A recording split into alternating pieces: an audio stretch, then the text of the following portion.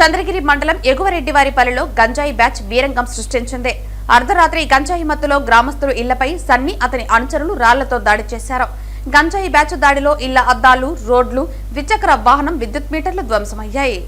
అర్ధరాత్రి గంజాయి మత్తులో గ్రామస్తుల ఇళ్లపై రాళ్లతో సన్ని అతని అనుచరులు దాడి చేశారు. గంజాయి బ్యాచ్ దాడిలో ఇళ్ల అద్దాలు, డోర్లు, ద్విచక్ర వాహనం, విద్యుత్ మీటర్లు తదితరాలు ధ్వంసమయ్యాయి. గ్రామస్తులు భయంతో ప్రాణాలు అరచేతిలో పెట్టుకుని ఇళ్లలోనే దాక్కున్నారు. స్థానికుల సమాచారంతో పోలీసులు ఘటనా స్థలానికి చేరుకుని విచారణ జరిపారు. పోలీసులు వెళ్లిపోగానే మరోసారి రెచ్చిపోయి గ్రామంలో గంజాయి బ్యాచ్ అలజడి సృష్టించారు. గతంలో కూడా పలుమార్లు నిందితుడు సన్ని దాడులకు పాల్పడ్డాడు. సన్ని పైన ఇప్పటికే రౌడీ షీటర్ గా నమోదై ఉన్నట్లు సమాచారం. సన్ని గ్యాంగ్ నుంచి తమకు రక్షణ కల్పించాలని ఎగువరెడ్డిపల్లి గ్రామస్తులు వేడుకుంటున్నారు. గంజాయి బ్యాచ్ పై కఠిన చర్యలు తీసుకోవాలని స్థానికులు డిమాండ్ చేశారు. నా పేరు మౌనిక, మా ఎగువరెడ్డివారిపల్లి. రాత్రి 12:30 గంటలకి సన్నీ అనే వ్యక్తి మా ఇంటి వద్దకు వచ్చారు. తలుపులు, కిటికీలు అన్ని ధ్వంసం చేసేసారు. మా మీద దాడికి ప్రయత్నించారు. బండిని మేము భయంతో గిళ్ళన్నీ వేసుకొని లోపలే ఉండిపోయినాము. తలుపులు తన్ని పగలగొట్టేశారు. అన్ని మీటర్ బాక్స్ పగిలిపోయింది. కరెంట్ లేదు రాత్రంతా మాకు. పోలీసు వాళ్ళు ఒంటికి ప్రాంతంలో వచ్చారు. అన్ని ఫోటోలు తీసుకొని వెళ్ళారు. వాళ్ళు వెళ్ళిన తర్వాత కూడా మళ్ళీ వచ్చి బండి అద్దాలు దాన్ని కాల్చే ప్రయత్నం చేశాడు. బంగాకు దాగేసి వచ్చి ఈ విధంగా మా మీద దాడి చేశారు. పిల్లకాయలు కూడా చంపేస్తాము, బ్యాడ్ వర్డ్స్ అన్ని యూజ్ చేసి ఏమేమో మాట్లాడి వెళ్ళాడు. మాకు రక్షణ కల్పించండి. నా పేరు ఎద్దలపూరి శివానంద రెడ్డి. నా వయసు వచ్చి 54 సంవత్సరాలు. నేను చంద్రగిరి మండలం ఎగువరెడ్డివారిపల్లి 1-74 ఇంట్లో నివాసం ఉంటున్నాను.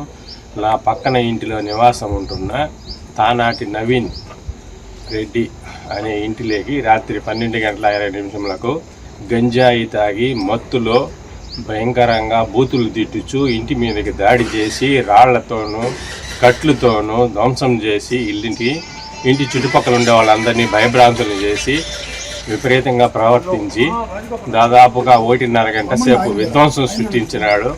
ఇతని మీద తగు చర్యలు తీసుకోవాల్సిందిగా పోలీసు వారిని కోరుతున్నాను.